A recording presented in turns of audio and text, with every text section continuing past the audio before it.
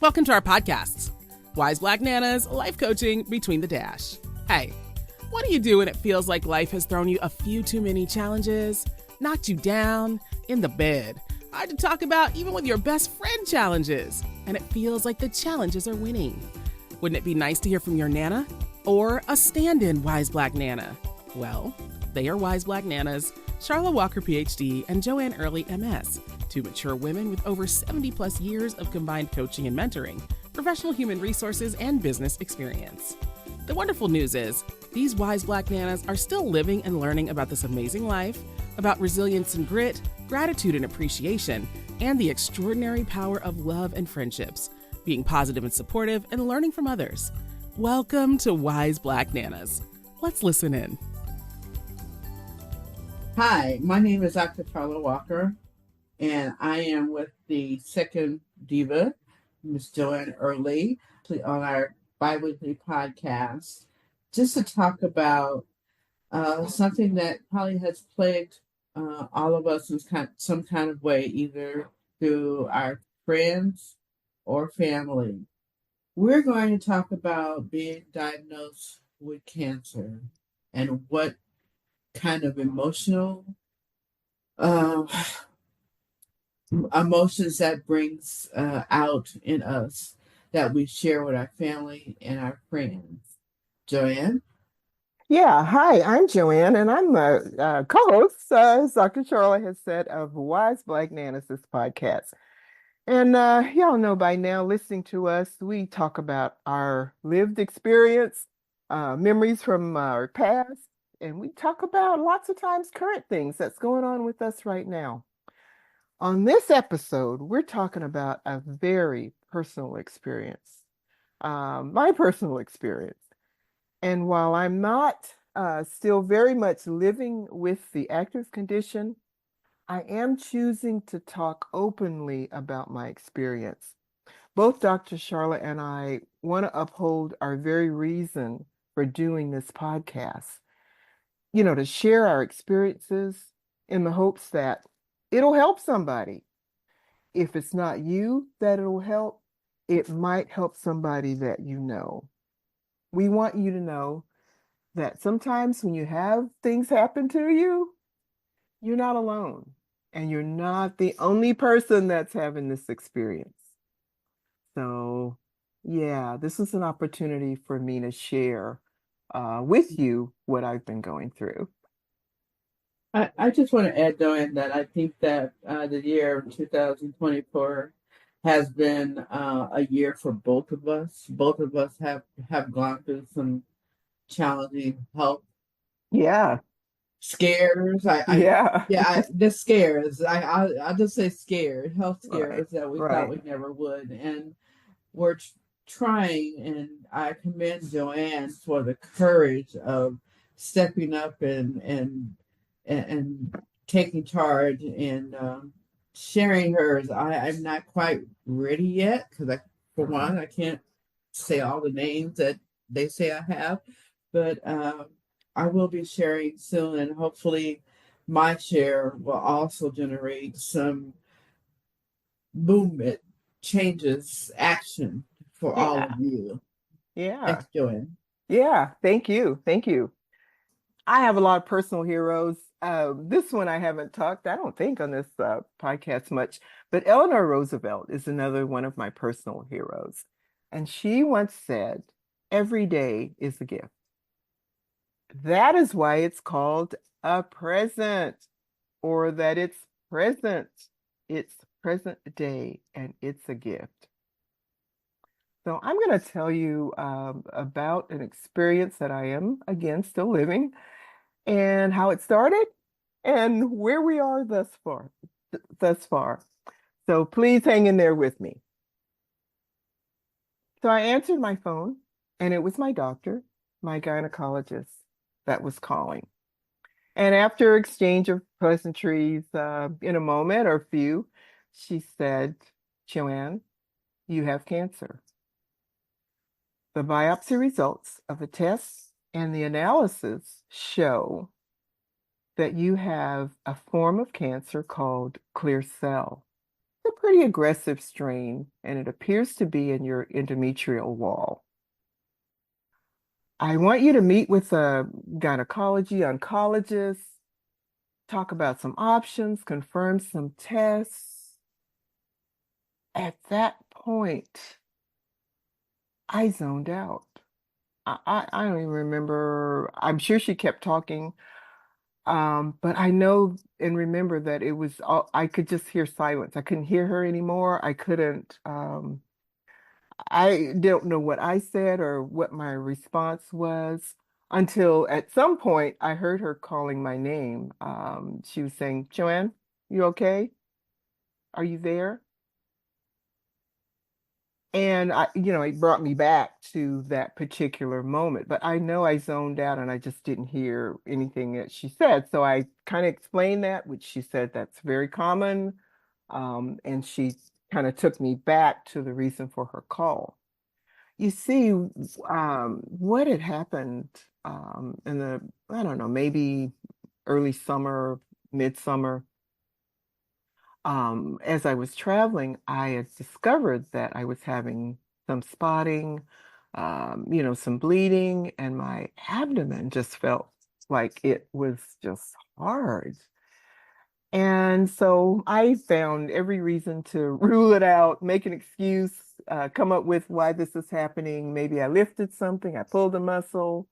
I just tried to make it fit. Oh, when I get home, I'll make an appointment with my doctor, which I did, but I excused it off and just was determined not to deal with it while I was on vacation. So here we are with my gynecologist recommending and suggesting that she make me an appointment, not me, but she make me an appointment to see an oncologist specialist. So I hang up the phone and again, I remember just kind of sitting there and thinking about what does this mean? And of course I was saying, that's a mistake. How could I have cancer? No one in my family really, that I even remember, ever been diagnosed with cancer. I shouldn't say ever, but to my knowledge, Mhm. had been diagnosed with cancer. And I just was, stunned and just sitting there. And so, something kind of kicked in, and I said, "Oh, yeah, I'll go keep the appointment." And it'll be a mistake because how could I have cancer? I don't look like that whole stigma thing Yeah. of having cancer kind of kicked in. It's like I don't look like I have cancer. Right. I haven't been sick. I'm not experiencing any of the things that I hear. So I played through all of that. I played through all of that stuff. So let me just interrupt you right there. Now that you've had a little time to reflect on that and go back, do you recall anything at this point that you might have remembered at that time, or is still just a blank slate for you? You mean when I went silent when I zoned that just kind of zoned out? Yeah. Um, I really don't because I don't know if I heard her say more or if I started, kind of going into a denial place. I don't remember. I do remember her saying though that okay, that hey, no problem. That's a common thing that happens. I do remember her repeating the details for the appointment that she'd made me and but no, if I said something weird or I don't remember. I really Right. don't remember. So it's kind of like I went into, like I said, I just kind of zoned out and just Yeah. during that Yeah. period of time when I was on the phone with her. Isn't it interesting how your mind will shut down to protect you? Oh That's yeah. how you talking. That's how I'm Yeah. thinking now. Your mind will shut down to protect you in a Oh way. yeah. Yep. Yep. And I was to experience a bit more of that.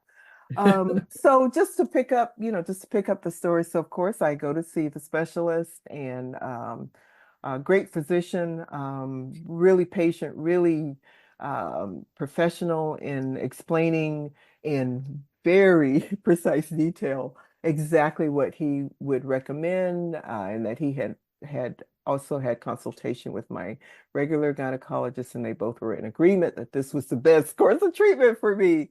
So he recommended a complete hysterectomy along with removing some other organs that, at this point in my life, I really don't need anymore. Um, and explained to me and my family that had accompanied me to the appointment, how, what the concern was because of it being a type of cancer that, as he explained it, sometimes likes to go and hide in other places. And we Hmm. don't really know for a while whether we've got it all or, Right. whether we're treating the right areas. So this is why I'm recommending this treatment. Right. So I remember distinctly, I will never forget this. My appointment was on a Friday, and he said I would be the surgeon that would be performing the procedure. And I actually have opening on Wednesday for a surgical procedure. And so I looked at him like, huh? So um, I looked at him like, and then I looked at my daughter and I said, "You mean next Wednesday?" And he said, "Yeah, next Wednesday." He said, "I have an opening and, we could do it. Let's get this taken care of." And I said, "Well, I was starting to, kind of pull back a little bit." And so I remember my daughter said, "Yeah, Mom, yeah, why not? Why not?" And my granddaughter was actually there too, and she was shaking her head too. And I'm thinking, oh, I couldn't come up with anything. Anyway, make a long story short, yes, we decided to go ahead with the procedure the following Wednesday, and that's what happened. Now, there was a lot of stuff that, went on, Right. Right. emotional stuff that went on from Friday to Wednesday in getting ready for that. But we got there and got there at the appointment. My sister, came also. She was at the hospital. So I had the surgery. I came through that fine, was in recovery. I recovered okay. The pathology showed that, they're pretty sure that they had gotten the result that they were looking for. Hmm. Uh, so my next thing was, a 6 to 8 week period of recovery, recuperating from that surgery. So that's where I live. And it was odd because we were kind of getting ready to head into the holiday season. There are birthday parties coming up and holiday celebrations, and um, I opted to continue on with a follow-up radiation regimen, Right. just to make absolutely, certain that the area that they were concerned about Hmm. was completely taken care of. So that meant that I would be going through starting that really right after Thanksgiving and ending that with a 5 week, 5 days a week radiation treatment. So I have to tell you, I think of all of this, that may have been one of the most difficult ones for me, um, because it wasn't so much that there was pain, because I didn't feel a thing from Right. the radiation, which took me a while to really believe that, but I didn't. I did not. I think it was the whole process around Yeah. getting ready for the appointment. My appointments were in the morning. And so I didn't eat anything before going, and I had to make sure that I had drank enough Right. water, so that they could access and see the places the area they needed to treat without doing any damage to other areas. Yeah.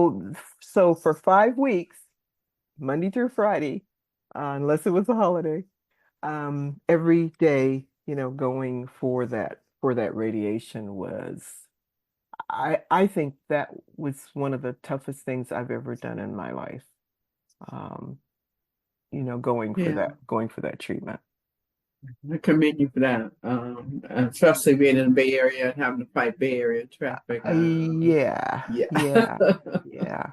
But you know what? The concentrating on the traffic and actually it rained a number of days, and I think having to concentrate on driving, having to make sure I stayed in my lane, not veer over to somebody else's. I also had a new car, an electric car, which I wasn't used to driving at that Mhm. time. So all of those things I think helped me kind of stay focused on getting myself to my appointment. You know, I had multiple offers of, I can take you to the appointment, I can drive you, we'll get you an Uber. And I just thought, no, no, no, I can drive. I can drive. When I reached the point where I felt like, I'm not safe or I don't feel like it or whatever, Yeah. then I would have relinquished easily. I am not somebody that's trying to hold on to the car keys. I am just not that person. Um, Mhm. however, I still, again, this was one of those things that I felt like I can do this. This is something that is in my control. And, so I got myself back, back there and back. And I'll say one more time, I think the traffic, the weather, having having a car that I wasn't used to driving, uh, I think all of those things caused me to really focus on getting there and arriving there safely.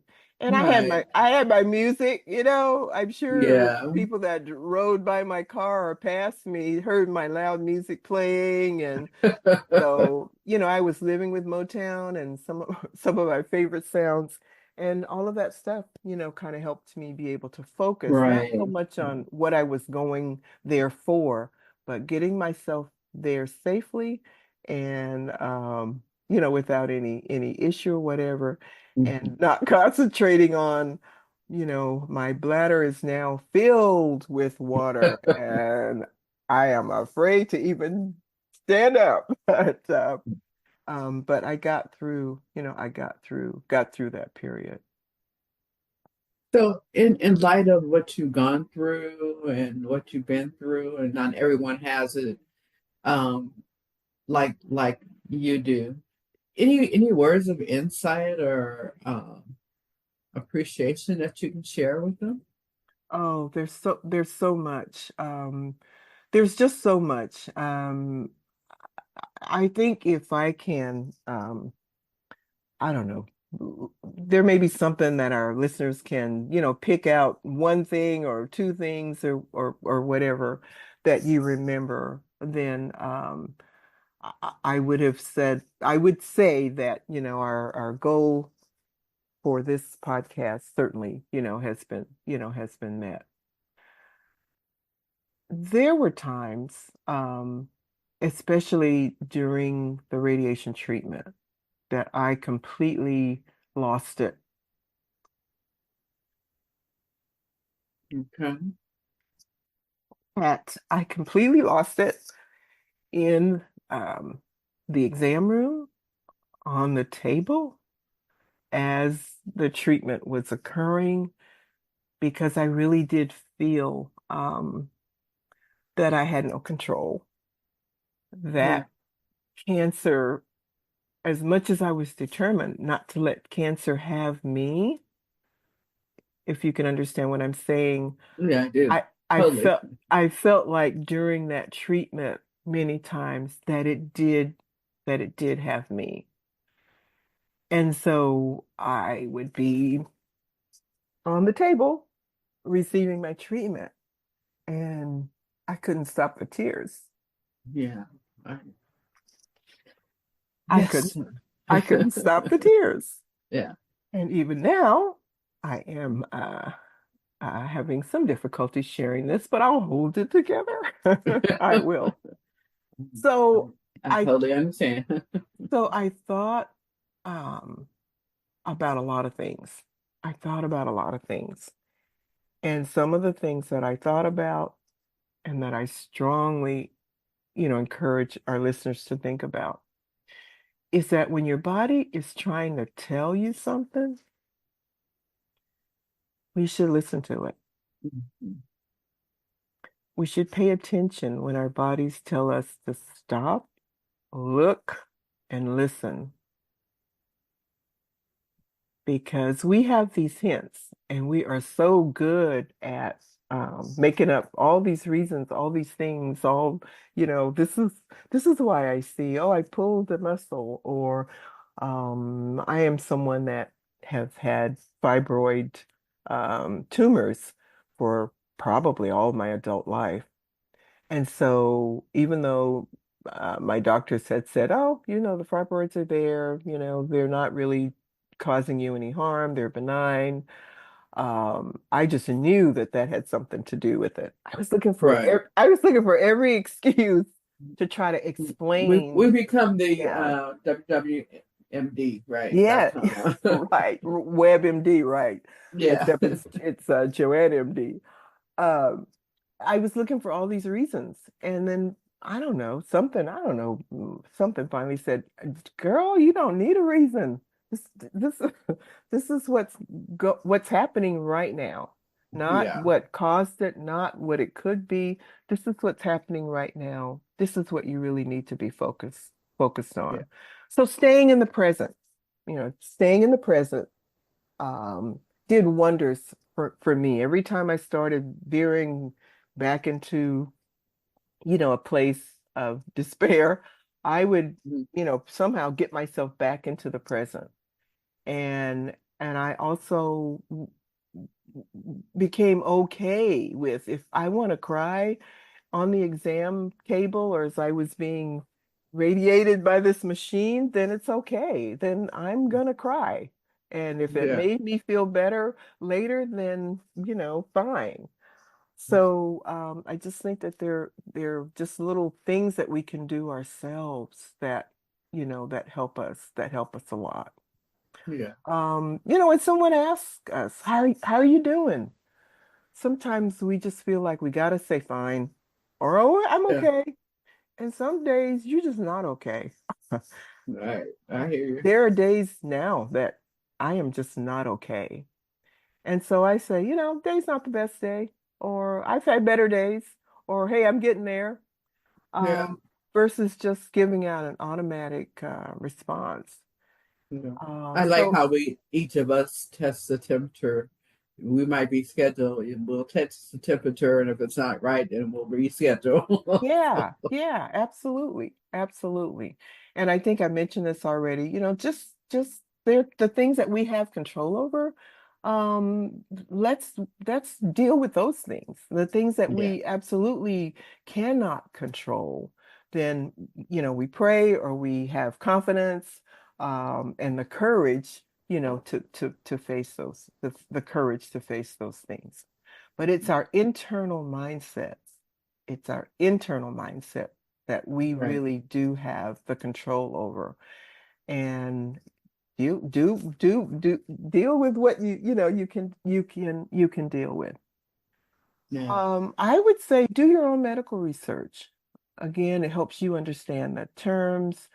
Talk to the doctors or the technicians, as they're explaining things. You have a sense of what they're talking about.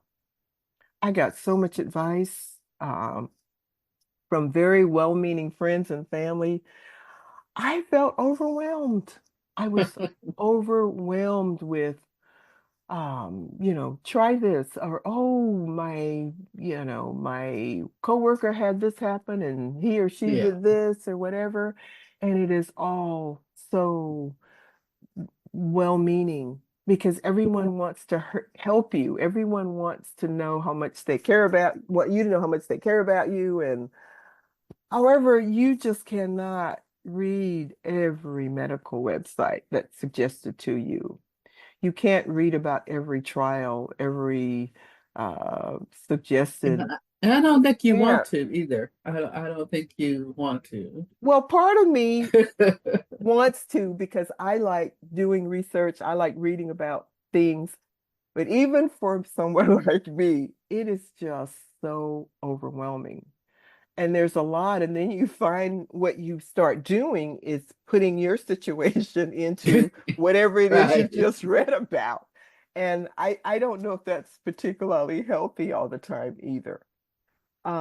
Just I've just tried not to make myself crazy. I've been very selective around the sites I read and the advice that I take in, Right. instead of trying to try everything.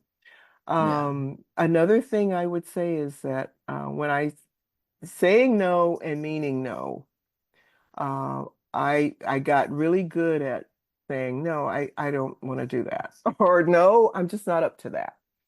Instead of in the past, I might have said, oh, I really don't want to do that, but I do it anyway. Yeah. A- and just looking for all the ways that I could kind of de-stress myself. So Hmm. it meant pulling back from, my sorority. It meant pulling back from other commitments that I've made. It meant pulling back from other family stress. Hmm. And I think I was better, I was better for it. So I became more selfish. I became more selfish. In fact, a friend told me, be more selfish. Yeah. And it really, I think, was some of the best advice that I've received so far. Is, really focusing in on what I need to do for myself. Yeah. You're being you. So, That's yeah, important. You're being you and taking yeah, care of yourself. yeah, yeah. So Any I way kind of any way that that have to be, if it's the cry today or whatever, and that's it. Yeah. Right, exactly. So, just I want to just mention this just briefly. Um, because I've tested this back and forth a lot with myself about despair and about feeling, again, out of control and there's nothing I can really do or whatever. When I start getting those feelings, I just try really hard to refocus my attention somewhere else. I just don't live in that space. And, I think I said earlier, I am not always upbeat and positive. I am not always upbeat and positive. I try to be, I try to be, because I really focus on the positive, you know, and things that I'm grateful for more than ever, and not taking really anything for granted, whether it's a small thing or whether it's a big thing. I just try not to take anything or anyone for granted Yes. because it's just no guarantees. There's just no guarantees. Yeah. So what do I, so I get asked all the time, so how do you, you're so upbeat, you're so positive. How do you do that? So I always try to have something close by me that's motivational or uplifting to read or, just to look at. Right. Sometimes talking and laughing with a good friend um, is tremendously uplifting, to me. So I try to laugh as much as I can. I continue to embrace that humor is good. Hmm. Humor is Yeah. definitely good. Humor is. It does. It does. I It releases a lot of different Yes, hormones and different abs things. So absolutely, absolutely.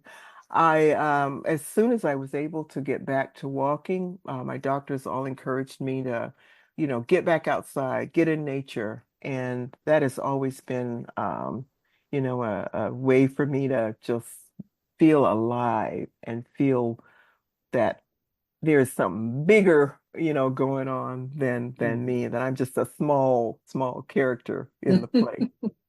So I try to get outside and walk as much as I can, still building up my, regular walks. but I love K-dramas. So so that's kind of my guilty pleasure is just watching K-dramas. So, uh-huh. find a guilty pleasure, find something that you enjoy doing. It's just yours and Yeah, focus in on that. I hear you. Yeah. So just, again, I'm living my days with courage and confidence, and not Great. with fear of what Right. might happen, what could happen. So, again, I'm trying to focus. I shouldn't say trying, because I am. I'm focusing my attention on helping others so that that attention is outward focused. And so it doesn't give me a whole lot of time to just Hmm. be focused, kind of inward on myself. Right. And I do say thank you often, and I think with sincerity. And again, that's a positive thing. It makes me feel good when I say thank you to Yeah. someone with a smile.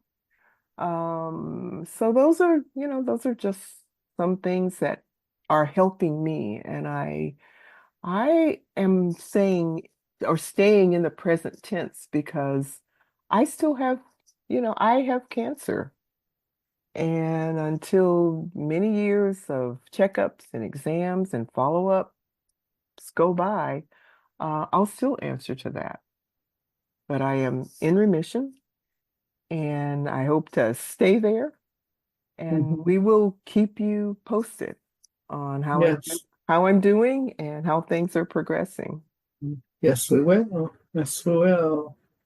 Oh, I just love it. Just love it. I just love it.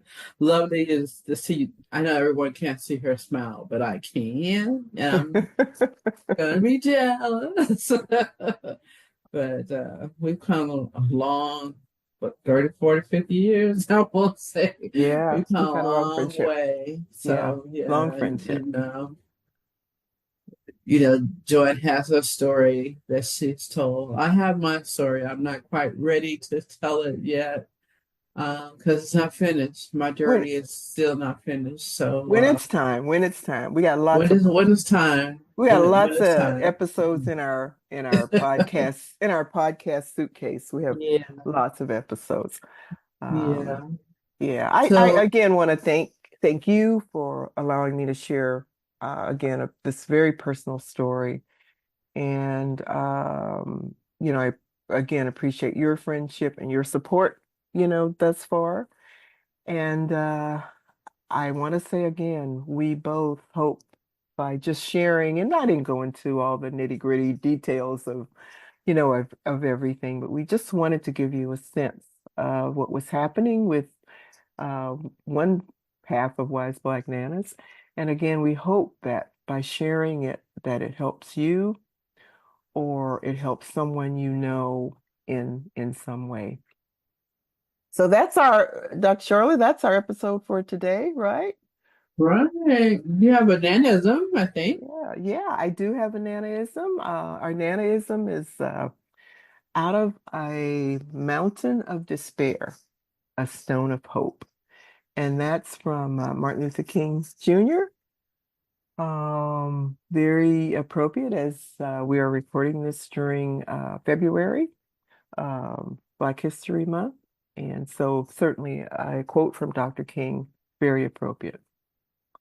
So in closing, that we know that this podcast, and we really love doing it.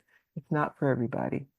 And we know for a lot of somebodies. So Dr. Charlotte, and I hope that you have heard something, you've gained even one thing that you have learned, one insight, something that inspires you to do something, to take some action. And be grateful. Take stock of what you have, what you've achieved, and what you can do and achieve versus what you do not have and what you have not done. Just consider how good your life is already. So we are totally grateful or I'm totally grateful for all my friends and families that are my strength and my support. I am so thankful for the medical staff that have just been so competent, so professional, so caring, and so loving, as I've gone through this very difficult chapter in my life so far. I am so grateful for all of you. So we're going to say thank you for listening. Please continue to comment with your questions and with your comments. We love getting them and reading them. And please share Wise Black Nanas with your friends and family. on our social media pages and also on our YouTube channel. Yes, please do. All Encourage right. that. Okay. All right. Good night. Thank you. Good morning. Thank you. Thank you for tuning into our podcast, Wise Black Nanas. New programs of Wise Black Nanas are on the 1st and 15th of each month. Listen in as you learn more about Wise Black Nanas, Dr. Charla Walker and Joanne Early. They are everyday nanas. They are not famous, not celebrities or rich, well, rich in life and its experiences. We want you to come back. Tell your friends. So, look for Wise Black Nanas podcast wherever you find your favorite podcasts. Learn more about them and the coaching services they offer at www.wiseblacknanas.com.